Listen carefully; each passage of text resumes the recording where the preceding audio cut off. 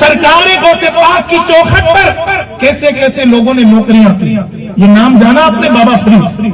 بابا فرید کی سیرت پاک کے اندر ہے کہ جب آپ نے ریاضت اور مجاہدات کر کے اپنے آپ کو جو ہے ولایت کی بڑی منزلوں پر فائز کر لیا, اور جب آپ کے مجاہدات اور آپ کی ریاضتیں کامل ہو گئے تو آپ نے ارادہ کیا کہ اب بہت بڑا بہت ریاضتیں کرنی, بہت مجاہدات کی.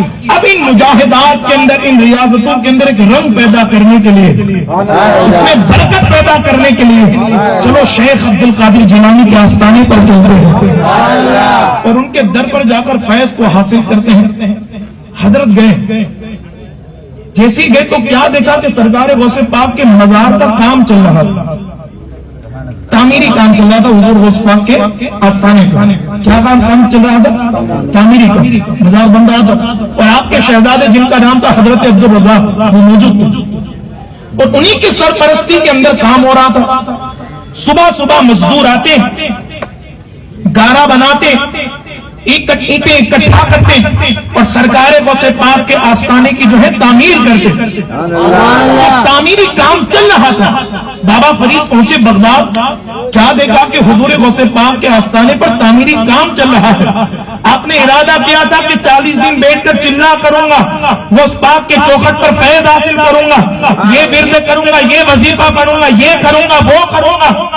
لیکن جب دیکھا کہ تعمیری کام چل رہا ہے, ارادہ بدل لیا کہ اب کوئی وظیفہ نہیں کروں گا, کوئی پڑھائی نہیں کروں گا, بس انہی مزدوروں کے ساتھ شامل ہو کر میں بھی خود مزدور بن جاؤں گا. کہا میں بھی مزدور بن جاؤں گا.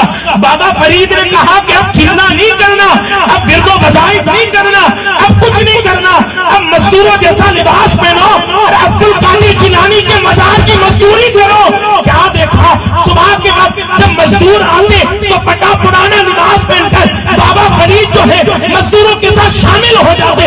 کبھی اینٹیں اٹھا کر لاتے, کبھی گارا بنا کر لاتے, لیکن انداز یہ تھا کہ جب صبح سے لے کر شام تک مزدوری کر لیتے تو شام کے وقت غائب ہو جاتے. حضرت عبد الرزاق شہزادہ غوث اعظم جو ہے شام کے وقت مزدوروں کو ان کی مزدوری دے دیا کرتے.